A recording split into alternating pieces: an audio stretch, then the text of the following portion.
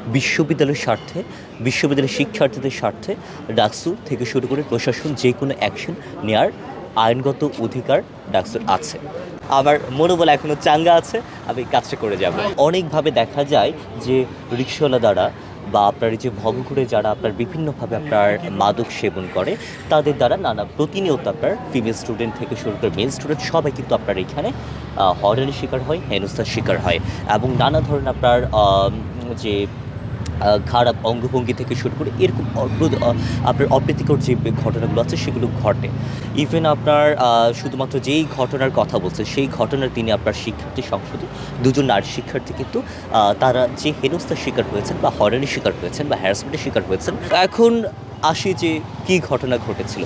মূলত আপনারা হয়তোবা দেখেছেন যে একটা পক্ষ যারা আপনার মূলত ভিডিওটা আপলোড করেছে, আপনারা হয়তোবা দেখেছেন যে ছাত্রদলের একজন আপলোডটা করেছেন। হ্যাঁ, মূলত ভিডিওটা কিন্তু ছাত্রদলের কেউ করেনি, ভিডিওটা করেছে আরেকটি ছাত্র সংগঠনের তারা করেছিল। এই ভিডিওটা কীভাবে ছাত্রদলের হাতে গেল সেটাই আমার প্রশ্ন। আমার মনে হয় ছাত্রদলের যারা দায়িত্বশীল আছেন তারা একটু ভাবা উচিত যে তারা কোনোভাবে সেই ছাত্র সংগঠন দ্বারা যারা মূলত ভিডিওটা করেছে তারা কোনোভাবে ইউজড হচ্ছে কি না থাকা এবং হচ্ছে প্রশাসনের সাথে ডিল করে প্রশাসনের সাথে কথা বলে কাজ করে, এই দুটোর মধ্যে তো আলাদা একটা আকাশ পাতাল তফাৎ আছে।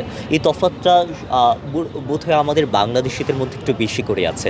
যারা মূলত উচ্চ পদে থাকে তারা কিন্তু কোথাও কখনো সরজমিনে কাজ যারা করে বা মাঠপর যারা কাজ করে তাদেরকে একদম সরজমিনে দেখতে খুব একটা বেশি যায় না।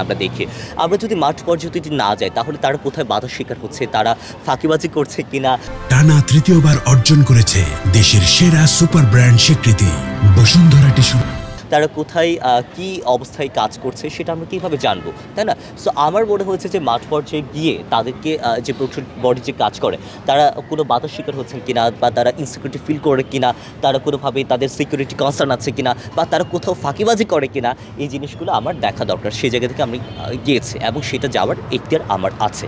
তো সেই জায়গা থেকে আমার এই যে প্যানেল ঘোষণার পর থেকে একটার পর একটা নানাভাবে আমাকে ফ্রেমিং করার এবং একটা নির্দিষ্ট গোষ্ঠী থেকে ফ্রেমিং করা হয়। তো সেই জায়গা থেকে আমার একটু অভিমান বলবো না, একটা হতাশা, একটা আমার মনোবল ভাঙার একটা বিষয় আছে। সেই জায়গা থেকে কোথাও আমার মনে হয়েছে যে না, মানে আমার ব্যক্তিগত জীবনে একটু প্রভাবটা পড়ছে, কিন্তু শিক্ষার্থীদের যে ভোট যারা দিয়েছে তাদের একটা অধিকার আছে, তাদের আমার কাছ থেকে দাবি করার অনেক বিষয় আছে। সেই জায়গা থেকে আমার মনোবল এখনও চাঙ্গা আছে, আমি কাজটা করে যাব। দেখুন, আমাদের তো অনেক শুধুমাত্র ডাকসু না, বিশ্ববিদ্যালয়ের তো অনেক লিমিটেশন আছে, কিন্তু আমরা সেই লিমিটেশনটা ছাড়িয়ে আমরা যেখানে যাওয়ার সেখানে আমরা যাচ্ছি। আমরা যেখানে স্পন্সরশিপ খোঁজার সেখানে খুঁজছি, অ্যালামনাইয়ের কাছে যাওয়ার আমরা সেখানে যাচ্ছি।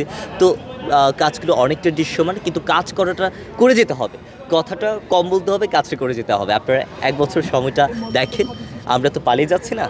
দেখুন আস্তে ধীরে কী হচ্ছে। আমরা এই যে মেডিকেল ক্যাম্প আজকেও আছে 2টো হলে, প্রতিনিয়ত এগুলো হচ্ছে, আপনার আস্তে ধীরে সব কিছুই হচ্ছে, দৃশ্যমান সব কিছু হবে। গতকাল শুনলাম শাহবাগের ডিসি হিসেবে আখ্যায়িত করলো, এর আগে ম্যাজিস্ট্রেট হিসেবে আখ্যায়িত করলো, তারপর ভিসি হিসেবে আখ্যায়িত করলো, স্বরাষ্ট্রমন্ত্রী হিসেবে আখ্যায়িত করলো। দেখেন সবগুলো কিন্তু একদম লিগেল পদের একটা টার্ম ইউজ করেছে, এইখানে গুন্ডা মাস্তান এরকম বলেনি। সো আমার মনে হচ্ছে যে হয়তো বা লিগালি যেহেতু কাজটা করছে, একদম খুব অফিসিয়ালি ফর্মালিটি মেনটেন করে কাজটা করছে, তাদের কাছে হয়তো বা মনে হচ্ছে যে ফর্মালি কাজটা করছি, অফিসিয়ালি কাজটা করছি। সো ভালোই উপাধি দিচ্ছে, যেগুলো আপনার একদম রাষ্ট্র দ্বারা স্বীকৃত, রাষ্ট্রের বিভিন্ন পদের পদমর্যাদার উপাধি। সো ভালোই, খারাপ না, অন্তত গুন্ডা মাস্তান বলছে না। আমার মনে হচ্ছে আমার দায়িত্ব খুব একটা বেশি বাড়েও নি, খুব একটা বেশি কমেও নি। শিক্ষার্থীরা আমাকে যে দায়িত্ব দিয়েছে আমি সেই দায়িত্ব সেভাবেই পালন করে যাচ্ছি।